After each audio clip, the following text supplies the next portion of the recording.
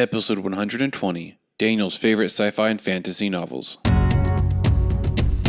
Hey there and welcome. You're listening to the Visionary Variety Podcast. My name is Daniel, one of the hosts of the show, and in this episode I'm going to be sharing with you my top favorite sci-fi and fantasy novels almost of all time. It's hard to narrow it down, but I did my best. I tried to just do 5, ended up doing 12. You'll forgive me. If you're looking for a great recommendation, this is the perfect episode for you. Hope you enjoy it. Let's get to the show.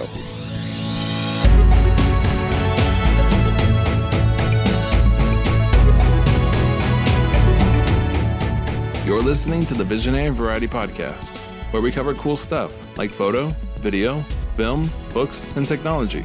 So, switch on your brain and enjoy the show.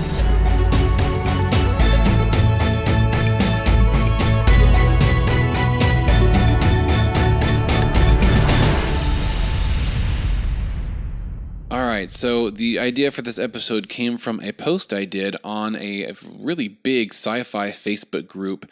And I just posted, I said, hey, what are your top 5 favorite sci-fi or fantasy books? And boy, that post exploded. There's well over 100 comments already. And rightly so, sci-fi geeks, we love us some good books and book series. Is that a word? Series? I think that's a plural. I don't know. So here is my attempt to do the same. And like I said, I really tried to do 5. I promise I did. But I just can't bring myself to cut some of these out. I already cut some out to narrow it down to just 12, but I'll try not to talk your ear off too much. And also, I'm going to do my best to stay spoiler free because obviously I love books. I don't want to ruin the story for you. And most of all, I want you to go out and find these books, whether it's paper, ebook, or audiobook, which is personally my favorite. Go get these books. Even if you're really not into sci-fi very much, you need to at least try out these books. Like these are good ones. These are winners. I believe these are books that will stick with you because, at least for myself, they've really stuck with me. And these are the books that I often think about, that I often contemplate or go back to when certain topics come up that are, brought up in these stories. And I've honestly learned a lot from these. These are by really good authors who you'll learn stuff while reading these books. You'll learn about astrophysics. You'll learn about computer science. You'll learn about robotics and even philosophy, things like that too. Because those topics do come up quite a bit in good quality science fiction. So before I get started with my list, I want to share with you an awesome way to get free audiobooks. And no, this is not an ad. We're not being sponsored by Audible or anything like that. This is just honest to goodness out of my heart. I want you to know that you can get free audiobooks because I do it every week and it's amazing. The way I do it is I use my library login or my library card number and I log into Overdrive. Now, Overdrive is a free app, as well as, I think, a website, but I use the app on my phone to download, or really, I'm just checking out audiobook downloads from my library system. So this is not illegal. This is not pirated copies. It's nothing like that. This is like legit through your library, and you can even sign up with multiple library cards. If you have cards to different libraries, you can sign in with all of them, and that actually expands your availability to get books that one library may not have, other libraries may have. And I actually have 3 libraries currently added. And it's really cool because, like I said, if one library doesn't have the book or it's not available yet, the other library might have it or it might be available immediately. So yeah, you can check these books out. Well, at least for my libraries, it's 3 weeks each. If I'm taking my time to read the book or if it's about to expire, I do something that, may be on the edge of legality. It's all in good love of books. One way you can get around the limitation of that time span is if you're using Overdrive to get these books, it'll actually download them as MP3s. If you use Libby, which is the new, more popular, more promoted app, they're DRM encrypted. So I suggest using Overdrive because it downloads MP3 files to your phone, and you can actually move those files to a different folder, like a backup folder or a books folder, which is what I use. And once you've done that, Overdrive can't delete them when they expire. So it's kind of a nice way to sort of back them up. You can finish listening to it. And to do that, I actually use a different app that basically just opens up MP3 files and uses them as an audiobook. And it works really well. It's made for audiobooks that are based on audio files. It's called Smart Audiobook Player. And I think it was free, if not a few dollars, but well worth it. You load up the folder for each book that contains audio files. It knows what it is. It plays it. You can speed it up, slow it down, jump to different chapters, make bookmarks. It's a really great app. So I use that for my backed up files. But yeah, audiobooks through your library is amazing. Now, I have to give one little disclaimer. It does not have the availability or titles that Audible will have. Audible is, mainstream. They've got the latest audiobooks that are available to be purchased on Amazon or wherever. They're on Audible. Libraries are not that fast. Libraries get them a few months behind to maybe a year or two behind, and they don't even get all the books that come out just because of licensing issues. It's all about money, honestly. But the big titles, the classic titles, a good amount of them are on the library system already, and you can get them for free. I kind of started with all the big classics like Arthur C. Clarke, Isaac Asimov, things like that. And then I've been working my way to more recent stuff and, lesser name authors. But there is a lot of gems on there. And all these titles that I'm going to list today, I have, except for one, I have gotten on the library system through Overdrive. So you can get these. You may have to wait for it, but it's worth it. So let's get started. These are in no particular order. There's just no way that I could put these from 1 to 12. I just I put them in so that they're not in order, which I think makes it better. It'll just leave you a little guesswork. And if you like the summary, if you like if you like the sound of the story, go get it. All right, so here we go. Number 1 on the list, not in order, is Limitless by Alan Glenn. I got into this book because of the movie. I love the movie. That's literally one of my top 5, maybe top 10 movies. I love the movie Limitless, and I was surprised to find that it actually was based on a book called Enlightening the Darkened Fields, which is weird because in the movie, he writes a book called that. So, I don't know, weird little callback there. But the book was actually re-released with the new name Limitless. So they kind of are trying to write off the fame of the movie because the movie did really well. And they renamed the book Limitless. So there may be a little confusion there, but yeah, by Alan Glenn, it's incredible. It's about a drug that comes on the market that increases your brain efficiency. The connection between the neurons is sped up or enhanced and greatly improved. And so, yeah, when you take this drug, you are basically a genius. You can take all the stimuli in that's around you and you can process it instantly. You can recall any and all memories. You can make connections and deductions that no one else would have been able to make, and basically makes you just super genius. And I love the story. It had me on the edge of my seat. I love all the crazy things that unfolds. I love the ideas that it presents and the what ifs, and it makes you wonder, hey, how would I handle this? What would it be like if I was in this world? What would I do with almost unlimited mental capabilities? And that's an exciting idea for me because I'm an intellectual. I love thinking. I love using my brain to solve and fix things. So this story really just hit on all cylinders for me. And as great as the movie is, the book is even better, which should not really be surprising. The books are always a little deeper if you can get in them. A little more quality entertainment than a movie. All right, so that's it. Number 2. Giants by Von Heppner. And really, I'm actually going to expand this list to include the entire series because, a book can be great, but it's just one piece of the story of a greater series, if it is, in fact, a franchise or a series. So Giants is the first of a series called Lost Civilizations by Von Heppner. And I don't know why Von Heppner is not a bigger name because his books are so good. I've read multiple of his books, not just this series, but they all blow me away in different ways. He's written sci-fi, he's written fantasy. Giants is the first book in, I think, a 5-book series that basically takes place before the flood, the biblical flood in Genesis, Genesis 6.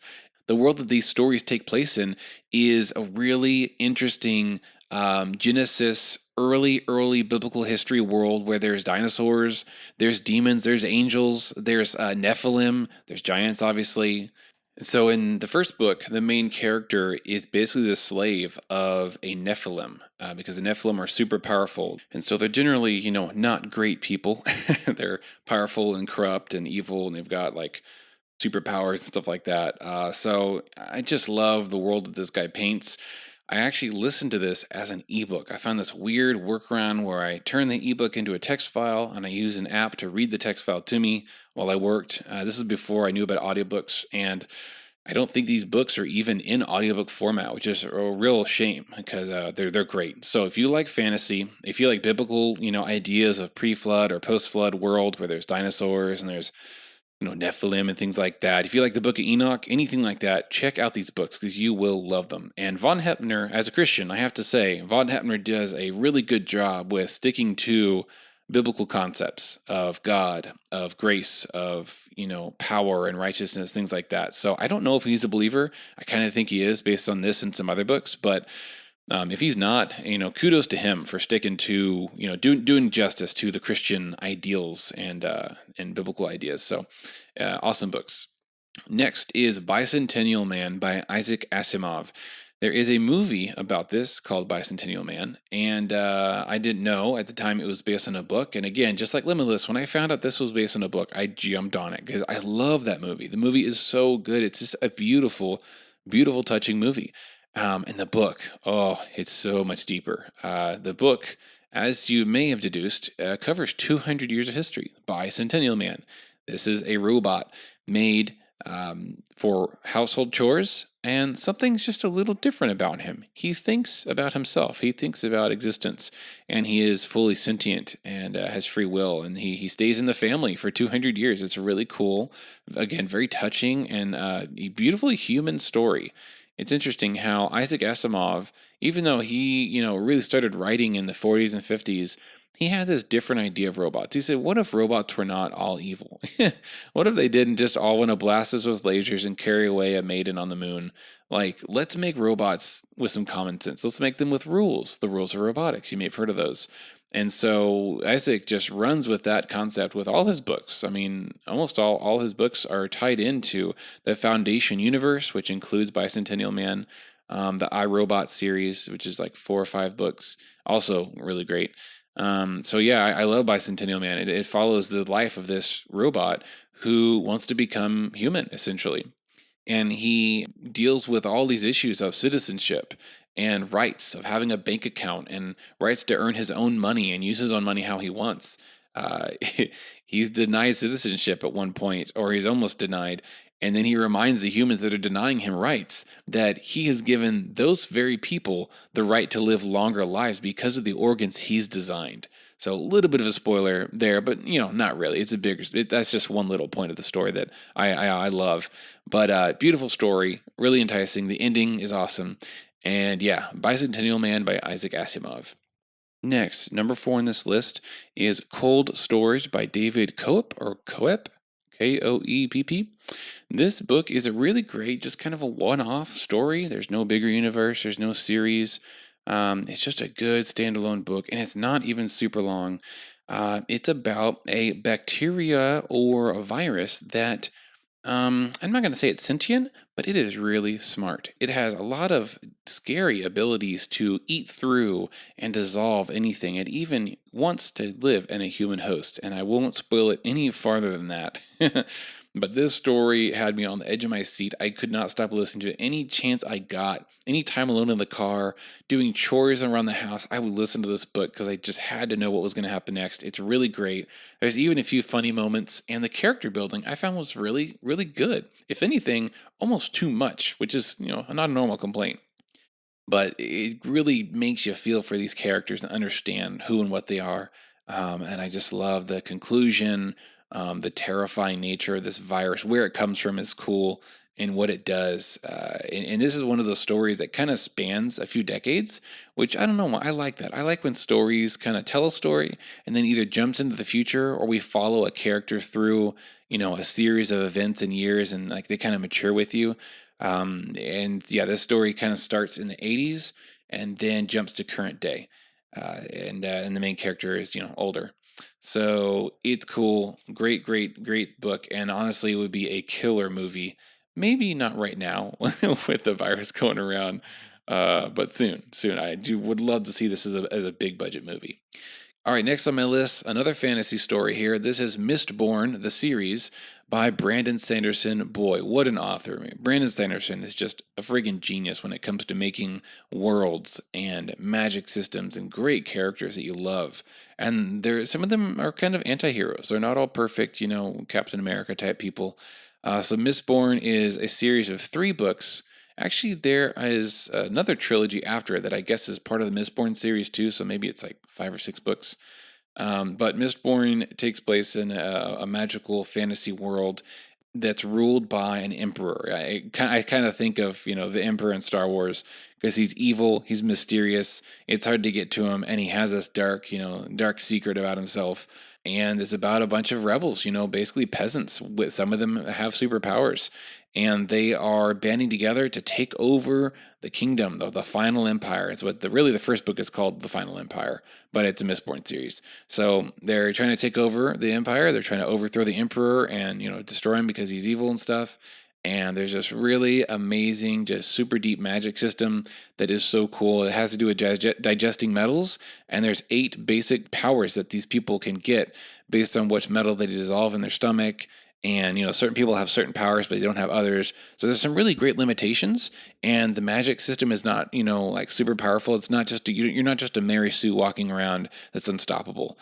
There's some really cool just ideas that Brandon Sanderson brings into the magic, and oh man, the fight scenes in these books are so cool. If you like kung fu movies like Crouching Tiger, Hidden Dragon, and Jet Li movies, things like that, this is like a great cross between Lord of the Rings with a deep world with myth and magic, and then kung fu movies like Crouching Tiger, Hidden Dragon, because they are literally jumping over rooftops, shooting metal coins at each other, blocking and pushing things away, and it's just awesome. It's like magic and kung fu had a love child, and it's beautiful. A beautiful little child. So if you like fantasy, check out the Mistborn series. You will thank me again and again. Next is the Long Earth series by Terry Pratchett and Stephen Baxter, who, by the way, those are great authors. Stephen Baxter, I am a huge fan of. He's a freaking genius when it comes to sci-fi. But the Long Earth series, I think, is 5 books, which I know sounds like a lot. You're probably thinking, there's no way I even want to start that because I don't have time for 5 books. Well, you know what? I didn't either. But like a month or 2 later, I had finished them all. That's how good they are. In these stories, a scientist discovers a way to step into an alternate Earth with a small device that's powered by, you probably guessed it, a potato. Apparently, it doesn't take a lot of voltage to jump across universes. So, yeah, he learns to step into a brand new, or rather an alternate Earth that has followed a different trajectory through history. There's no people there. But it opens up even more to find out that there is not only hundreds of alternate Earths to the metaphorical left or right, but there is infinite Earths of all different types and climates and different histories. Some of them do have sentient life and technology. It's just really, really cool. Each book just gets better. The characters are phenomenal. There's a sentient coffee machine that becomes like a super powerful AI that basically ends up running the world, and it's not evil. The main character is kind of an anti-hero type of guy with his issues. He's awesome, grumpy in all the right ways, and I love him. And also there's a robot cat that's super cool. So I know that sounds really weird and wacky, but just trust me, this is great, solid sci-fi that's not so sci-fi that, a non-nerd can get into them. I really believe that someone that's not particularly geeky or nerdy can still really enjoy these books for what it is, because it's not super like space travel or weird time travel stuff. It's just going to alternate Earths and seeing what happens there and how all the worlds end up interacting together. It's amazing. So yeah, the Long Earth series is really great. Next is, I had to throw some Star Wars in here, the Thrawn Trilogy. The original Thrawn Trilogy, not the new one, but the original by Timothy Zahn. Boy, these 3 books, I mean, I've heard someone say that this is the real episode 7, 8, and 9. And, I don't really disagree, because it would have been amazing to see these books come to life on the big screen, because they are freaking solid Star Wars fiction. Probably the best Star Wars books ever written was this trilogy. And these are some of the very first Star Wars books ever written. I think they came out in like the early 90s, when at the time there was only like one other, extra movie book, which was like the Splinter of the Mind's Eye. And then I think these books came out soon after that. So, interestingly enough, these three books actually paved the way for so much storytelling in the what we call now the Legends or the expanded universe, which is the Star Wars stories that are now no longer canon, according to Disney. Timothy Zahn made up so many characters and so many just world building ideas in the Star Wars universe that were picked up and expanded upon in numerous books later down the line. So, the Thrawn Trilogy, incredible, voiced by Mark Thompson. Oh my goodness. If you don't know who Mark Thompson is, look him up on YouTube. It's MARC. Mark Thompson is a voice actor who does almost all the Star Wars books, even still to today. And what blows me away is that Mark Thompson is able to do every voice in the Star Wars universe perfectly. I mean, I just finished Rise of Skywalker yesterday, the audio version, and he does that book, thankfully. And I mean, he does Adam Driver, he does Daisy Ridley like perfectly. I don't know how this guy does it. The Emperor, it's flawless. And his voice for Thrawn in these books is just so, you'll love it. His voice is just so amazing. And of course, he does a great whiny Luke. You got to have the good Luke voice. I love Mark Thompson. I'm going to stop praising him. One day we'll have him on the podcast. That would just be amazing. But yeah, definitely check out the Thrawn Trilogy. They will not disappoint you if you're a Star Wars fan. And if you're not a Star Wars fan, these might turn you. They might turn you to the light side because they're that good. And they're by Timothy Zahn. All right, next, number 9. We got 4 more. Number 9 is the Space Odyssey Trilogy. The Space Odyssey tetralogy? There's 4 of them? Is that a tetra? I don't know. Quadrilogy by Arthur C. Clarke, one of the biggest names in sci-fi, along with Isaac Asimov. And man, these books are great. I knew about the movie. The movie's weird. The movie's long. There's so much confusion about the movie. Although honestly, I think the confusion's a little overrated. It's really not that complicated of a movie. But regardless, I had to listen to the book. And then I was super surprised to find out that there was 3 more after that. And I realized there was even like another movie made. There was a Space Odyssey 2010 made about the second book. But anyway, the book is amazing. It's great. It's thought provoking. It's timeless. It has aged very well. There's very few things in that book that have not aged with current technology, which is impressive because I think it was written in the 60s. And it's awesome. Just go listen to it, and you'll probably want to listen to the others after it because the stories get cooler and cooler, and things get pretty crazy. So yeah, Space Odyssey. Number 10 is the Harry Potter series by J.K. Rowling. I had to put this in here because I love Harry Potter. I love the stories. I love the world building, the characters, just everything that she does with these stories is phenomenal. And I hope that she keeps making Harry Potter books as long as the quality is as good as the original series, because it's a beautiful, magical world to have fun in and escape to. And I'll just leave it at that. I don't really need to say why Harry Potter's great because pretty much everyone agrees. The books are some of the best fantasy out there. Next is Posthuman, the series by David Simpson. I believe the 5th book just came out. I've not read it or listened to it, but I did get the books 1 through 4 for free on Amazon Unlimited as ebooks. They're really cool. I mean, we basically explore a future world where humans go beyond biological existence. They include cybernetic implants, and then there's full body replacement, and then there's AI, and there's, extra dimensional existence. It's just really wild, really cool sci-fi ideas, very exciting stories, and world-ending threats. All the big, crazy, epic stuff you need with cool technology and all the things that can go wrong because of it. So Posthuman by David Simpson. Books 1 through 4 are awesome. All right, last one on my list. I had to put this on here because this is probably one of my all-time favorites, is the Foundation series by Isaac Asimov. And that includes the 3, or is it 4, that was written in the 80s. He kind of finishes the story and beautifully ties it into a bunch of other books he's already written. It's just an awesome ending. So this is sort of like the Star Wars deal where the first books he wrote were like 4, 5, and 6. And then he wrote like a prequel and then a sequel, kind of jumps around a little bit. It's really just a space opera because the story is so big. It spans millennia. Like it spans, I think, 20 to 30,000 years of history if you look at the big picture of it. And I love that kind of storytelling. It's interesting. I've noticed that Isaac Asimov will often include the universe, or the galaxy rather, as a character.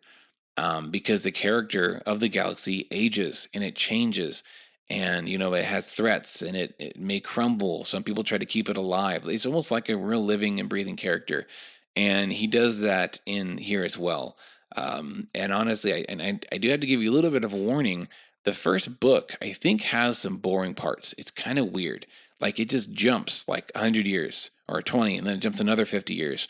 And you kind of, you start to like a character, and then it jumps to another time zone or a time era, and they're totally gone. So just a heads up. You may be thrown off by that a little bit, but keep pushing through, please, because this is almost always in like the top 5 sci-fi books ever written is the Foundation series, because they're great. They're awesome. They're exciting. There's so much mystery and intrigue and myth and cool science ideas that you'll see. So read it, finish it. It'll blow your mind. And that's it for me for this episode. Pretty short and to the point. I hope you enjoyed. I hope that you actually go and find some of these books. Read them, listen to them, share them with your friends. And I'd love to hear back from you guys, just like I did from the other Facebook group. Why don't you write onto the social media posts for this episode, preferably on Facebook, because that's where most of us are, and comment. Let us know what your favorite sci-fi books are. I don't care if you got 5 or 20 of them. Let us know what you love to read, which books, like I said, stuck with you. What are the books that kind of bounce around in your head when you're bored and thinking about cool stuff? We'd love to know. Well, thanks for listening to this episode, and have a great week.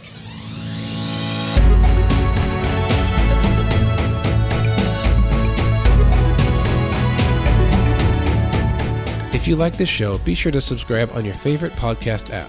You can also find our previous episodes there and listen whenever you want. We love to hear from our listeners, so if you have any comments or suggestions for future episodes, you can reach us at tvvpodcast@gmail.com. Thanks for listening and have a great week.